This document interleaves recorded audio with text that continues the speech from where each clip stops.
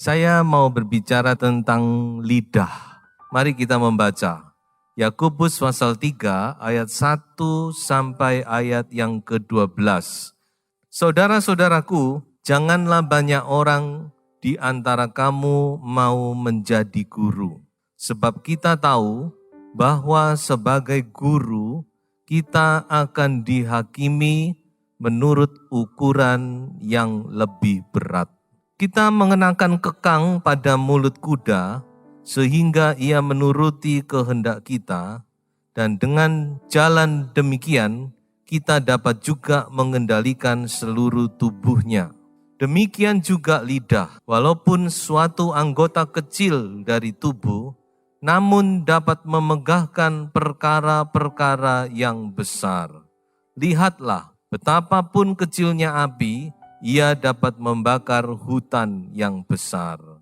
Semua jenis binatang liar, burung-burung, serta binatang-binatang menjalar, dan binatang-binatang laut dapat dijinakkan dan telah dijinakkan oleh sifat manusia. Dengan lidah kita memuji Tuhan Bapa kita, dan dengan lidah kita mengutuk manusia yang diciptakan menurut rupa Allah. Adakah sumber memancarkan air tawar dan air pahit dari mata air yang sama? Saudara-saudara, ayat-ayat ini begitu jelas sekali. Pada tanggal 2 September tahun 1666, kota London kebakaran hebat, terkenal sebagai London Great Fire. Dan kebakaran ini membakar kurang lebih 13.200 rumah, 87 gereja habis. Dan 70.000 orang kehilangan tempat tinggal. 70.000 itu kelihatannya sedikit ya, tapi waktu itu penduduk London itu cuma 80.000. Berarti itu 7/8 kehilangan tempat tinggal. Kebakaran ini luar biasa hebatnya. 3 hari baru bisa dipadamkan dan menyisakan kerugian yang sangat-sangat besar. Dan tahukah saudara bahwa kebakaran ini dimulai dari tempat pemanggangan roti. Sebuah toko roti dari seorang yang bernama Thomas Fariner. Tempat pemanggangannya itu kebakar. Dan kebakaran itu membakar hampir seluruh kota London. Nah, ini yang tadi kita baca tadi. Betapa lidah itu walaupun kecil, tapi dia bisa mengendalikan perkara-perkara yang besar. Dia bisa mengarahkan perkara yang besar, hal-hal yang besar. Seperti kapal yang besar cuma diarahkan oleh kemudi yang kecil. Dia bisa menggerakkan. Dan jangan lupa, lidah juga bisa menjadi malapetaka yang hebat. Oleh sebab itu saudara-saudara, lidah ini sangat penting. Saya mau ajak saudara untuk melihat, sekaligus membuktikan ya, bahwa ternyata perkataan kita itu sangat erat dengan berkat-berkat kita. Ternyata lidah yang kecil ini juga menentukan berkat-berkat kita. Apakah kita diberkati atau tidak, itu juga tergantung dari lidah kita. Yang pertama, saudara-saudara, ada satu kisah di dalam 2 Raja-Raja pasal 2 ayat 19 dan ayat yang ke-22 yang terjadi pada satu zaman daripada Nabi Elisa. Dikatakan bahwa Nabi Elisa pada waktu itu dilapori oleh penduduk kota Yeriko. Mereka datang kepada Elisa, dia katakan, Nabi, kota ini sangat indah, sangat baik, ada di atas gunung. Kalau malam gemerlap lampunya, begitu indah. Tapi sayang Nabi, airnya tidak baik. Wah, kalau sudah bicara air, itu prinsip bukan? Kotanya bagus, kotanya indah, tapi airnya tidak baik. Sehingga akibatnya banyak keguguran, banyak terjadi prematur, banyak terjadi aborsi. Ini satu gambaran ya. Kalau mau bicara tentang kota di atas gunung, kita ingat kepada perkataan Tuhan Yesus bukan? Tuhan Yesus berkata, kamu adalah kota yang di atas gunung. Kalau kota itu di atas gunung, dia tidak akan bisa disembunyikan. Jadi kota yang di atas gunung ini sebenarnya berbicara tentang kehidupan orang percaya. Kita ini bagaikan kota yang di atas gunung, indah. Kalau kota di atas gunung itu pasti indah. Hawanya enak, pemandangannya bagus. Kalau malam juga, wah, lampunya gemerlap indah. Pasti menjadi tempat turisme. Dan pasti kota ini diberkati. Lalu banyak pariwisata, pasti pemasukannya banyak. Tapi airnya tidak baik, gagal, selalu gagal. Berbisnis sudah di depan mata, gagal. Sudah kali teken, gagal. Aborsi, prematur. Kenapa? Karena airnya tidak baik. Tadi kita sudah baca di dalam Yakobus. Lidah ini kayak mata air yang mengeluarkan air. Seringkali kehidupan kita ini kayak cerita ini. Saya percaya, saya yakin yang namanya anak Tuhan itu pasti diberkati oleh Tuhan. Amin. Tidak ada yang namanya anak Tuhan itu tidak diberkati Tuhan. Apalagi kalau saudara setia, itu pasti diberkati Tuhan. Apalagi saudara rajin bekerja. Tapi saya kadang-kadang heran, apa ya sebabnya? Kok terjadi kegagalan? Seharusnya sukses, tapi yang terjadi adalah kegagalan. Mungkin salah satu faktor karena airnya tidak baik. Saudara mengerti ya maksud saya? Airnya bermasalah, airnya tercemar, airnya mengandung bibit penyakit, airnya mengandung hal-hal yang berbahaya. Nah ini masalah dari kota Yeriko ini. Kotanya indah, kotanya bagus, kotanya di atas gunung, kotanya pasti berhasil, pasti sukses. Karena di atas gunung, indah, tapi karena airnya tidak baik, yang terjadi adalah apa? Kegagalan dan kegagalan. Nah sekarang kita mau tahu bagaimana caranya Elisa menyehatkan air ini. Dia ambil garam. Dia pergi ke pusatnya, mata airnya dia cari. Di mana mata air dari kota ini? Dia cari sampai ketemu, lalu dia ambil garam. Dia lempar garam itu ke mata air. Dan yang terjadi, airnya menjadi sehat kembali. Airnya ditahirkan, airnya menjadi sehat, menjadi enak diminum, saudara-saudara. Garam, aneh ya, kok tambah garam kok jadi gitu. Tentu ini semua adalah punya arti nubuatan. Garam itu berbicara apa? Firman Tuhan berkata dalam Kolose pasal 4 ayat 6, hendaklah kata-katamu senantiasa penuh kasih, jangan hambar. Sehingga kamu tahu bagaimana kamu harus memberi jawab kepada setiap orang. Dalam terjemahan lama dikatakan, hendaklah perkataanmu itu dimasinkan dengan garam. Apa artinya di sini? Adalah kasih. Kata-kata kita ini penuh dengan kasih. Ada garamnya yang bisa menetralisir racun. Bukan malah menjadi racun, bukan malah meracuni, tapi bisa menetralisir, menyehatkan. Markus 9:50 berkata, hendaklah kamu selalu mempunyai garam di dalam dirimu dan selalu hidup berdamai yang seorang dengan yang lain. Haleluya. Kalau kata-kata kita ada garamnya, saudara-saudara, yang terjadi apa? Damai. Satu dengan lain damai. Kenapa kok tidak ada damai antar anak-anak Tuhan? Tidak bisa akur. Saudara harus kembali kepada firman Tuhan ini. Mungkin perkataan kita ini enggak ada garamnya. Sehingga yang terjadi apa? Selalu cekcok, selalu selisih paham, selalu ini, selalu itu. Ayo kita mau koreksi. Sebab kita punya kota yang di atas gunung. Amin. Kita sudah diberkati oleh Tuhan. Dan kalau kita sungguh-sungguh, air kita diperbaiki. Maka yang terjadi adalah apa? Keberhasilan, kesuksesan dalam segala segi kehidupan kita. Nah ini ada satu contoh dari perjanjian lama. Sekarang saya mau ajak saudara melihat satu contoh lagi di dalam Ayub.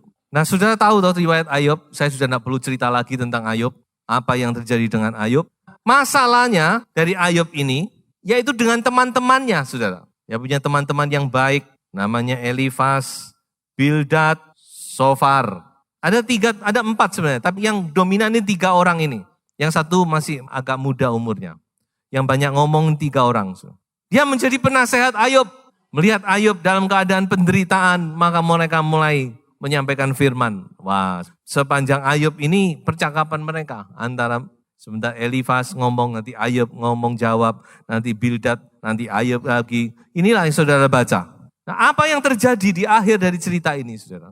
Tuhan datang kepada ketiga teman itu. Dan dia berkata apa? Di dalam 42 ayat 7. Murkaku menyala terhadap engkau dan terhadap kedua sahabatmu.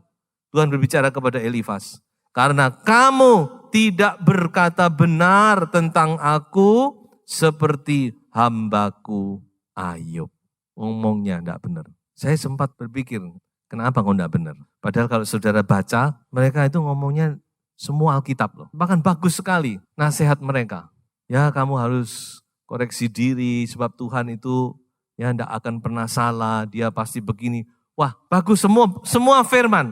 Tapi kesimpulannya Tuhan berkata kepada Elifas CS, kamu enggak benar ngomongnya tentang aku. Kenapa tidak benar? Kalau saya boleh katakan, ya pakai istilah yang lebih gamblang, mereka sok rohani. Sok tahu, menasehati Ayub, kamu harus begini. Padahal mereka tidak tahu apa yang sedang Tuhan lakukan dengan Ayub ini, mereka sama sekali tidak mengerti, tidak tahu. Tapi mereka sok menjadi penasehat. Makanya Tuhan ngomong, kamu enggak benar. Kamu enggak tahu apa-apa tentang aku. Minta doa sama Ayub, supaya kamu dipulihkan. Supaya kamu jangan celaka. Tapi Ayub pun juga harus bertobat. Kalau sudah membaca di pasal 42, ayat pertama, perikopnya judulnya, Ayub mencabut perkataannya dan menyesalkan diri. Rupanya Ayub juga sempat keliru, saudara-saudara ya. Jadi di sini ini satu pelajaran bagi kita ya. Kita harus benar-benar bijaksana. Kita harus benar-benar juga punya hati yang takut kepada Tuhan. Jangan sampai seperti yang terjadi ini, aku murka terhadap kamu. Aku marah. Ini satu pelajaran bagi kita. Dan masih ada lagi sebenarnya, banyak. Waktu bangsa Israel mau menyalibkan Yesus, Pilatus bilang, aku enggak tanggung jawab loh darah orang ini. Kalau kamu mau menyalibkan, aku enggak mau tanggung jawab, aku cuci tangan. Mereka dengan beraninya ngomong apa? Tanggungkan atas kami dan anak keturunan kami. Kami nanti yang tanggung jawab.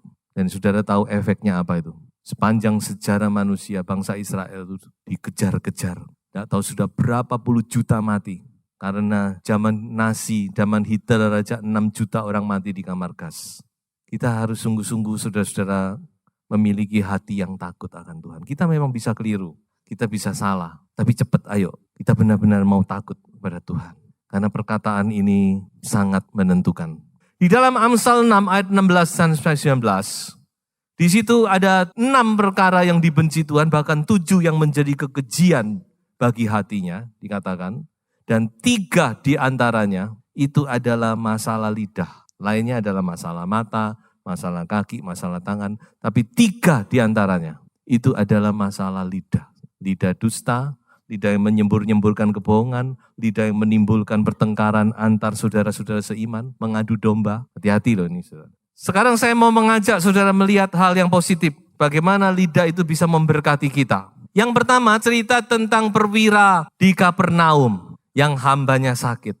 Apa yang terjadi? Perwira ini dia mau minta tolong kepada Tuhan. Tapi dia sungkan datang sendiri lewat temannya. Nah ini perwira ini ngirim SMS. Saya pakai istilah itu aja. Tapi SMS-nya itu luar biasa. Dia ngomong sama Tuhan Yesus, Tuhan tidak usah datang ke rumahku. Karena aku ini tidak layak. Aku tahu kau seorang rabi. Dan rabi Yahudi tidak boleh masuk ke rumah orang kafir. Ya. Aku merasa tidak layak. Cukup sepatah kata saja. Ini perkataannya yang juga sepatah. Dia ngomong sepatah kata supaya Yesus ngomong sepatah kata. Dan dikatakan apa? Yesus benar-benar merasa heran dengan perkataan semacam ini. Kok ada orang Roma bisa mempunyai iman seperti ini? Lalu Yesus ngomong, sudah kamu beritahukan aja. Hambamu sembuh. Dan hambanya sembuh saat itu. Jadi karena perkataannya ini, perwira ini menerima mujizat. Sudah bayangkan, perkataan itu bisa mendatangkan mujizat, bisa mendatangkan berkat, ya bisa mendatangkan jawaban dari doa-doa kita. Kalau benar-benar perkataan kita itu benar-benar menyenangkan hati Tuhan. Cerita yang kedua, wanita Kanaan. Kalau yang ini lebih lagi, saudara. Kalau saya baca kembali cerita ini benar-benar luar biasa wanita ini. Ini seorang wanita, tapi dia bisa mengekang dirinya. Dia bisa menguasai emosinya, dia bisa merendahkan diri, dia bisa menanggalkan harga dirinya di hadapan Tuhan. Dia ngomong, Tuhan, betul, memang roti itu untuk anak, bukan untuk anjing. Tapi Tuhan ingat, anjing itu juga makan dari remah-remah roti yang jatuh di bawah meja anak-anak itu. Ini sudah satu penghinaan sudah sebenarnya. Ya tentu Tuhan tidak bermaksud menghina ya. Tentu ini ada ujian iman di situ. Sudah bisa bayangkan kalau perempuan ini tersinggung misalkan, lalu dia marah-marah, Dia bangkit, dia pergi. Bahkan dia mungkin marah, apa itu Tuhan Yesus katanya gini, begini, kok begini. Mungkin anaknya itu mati. Tapi karena dia dapat merendahkan diri, dia ngomong Tuhan benar. Tapi anjing pun makan remah-remah roti yang jatuh di bawah meja tuannya. Tuhan Yesus geleng-geleng kepala. Tidak ada lagi yang bisa dia berbuat. Kecuali dia ngomong, perempuan pergilah, anakmu sudah sembuh. Perkataan sekali lagi. Sepatah kata itu menentukan. Kalau dia salah ngomong waktu itu, dia gak dapat apa-apa. Tapi karena dia ngomong pas, dan omongannya itu menyentuh hati Tuhan. Pembicaraan kita bisa menyentuh hati Tuhan. Tapi bisa menjadi kekejian bagi Tuhan. Kita harus berhati-hati. Coba pilih yang pertama ini, yang bisa menyentuh hati Tuhan. Maka yang keluar dari Tuhan hanyalah berkat, belas kasihan, kemurahan, mujizat, dan segala sesuatu yang dibutuhkan oleh wanita ini, saudara. Yang berikutnya, saudara. Penjahat yang disalib di sisi Tuhan Yesus. Saat terakhir, sebelum dia mengembuskan nafas, penjahat ini ngomong sepatah kata, Tuhan, ingatlah akan aku kalau engkau datang sebagai raja. Dan sepatah kata itu menyelamatkan penjahat ini. Coba saudara bandingkan ya. Yang satu ngomong gini tapi yang satu misu-misu, saudara. Mengutuk karena kesakitan, karena penderitaan ya. Tidak terima, amarah, murka. Tapi yang satu datang kepada Tuhan, dia ngomong, Tuhan, ojo lupa. Ingatlah sama aku Tuhan. Dan Tuhan ngomong apa? Hari ini juga engkau akan bersama-sama dengan aku di dalam Firdaus. Perkataan. Menentukan bukan? Ini malah menentukan keselamatan. Keselamatan yang kekal. Jadi di sini kita sudah bisa melihat betapa pentingnya lidah ini. Lidah itu bisa memberkati kita. Tapi juga bisa membuat berkat-berkat itu hilang.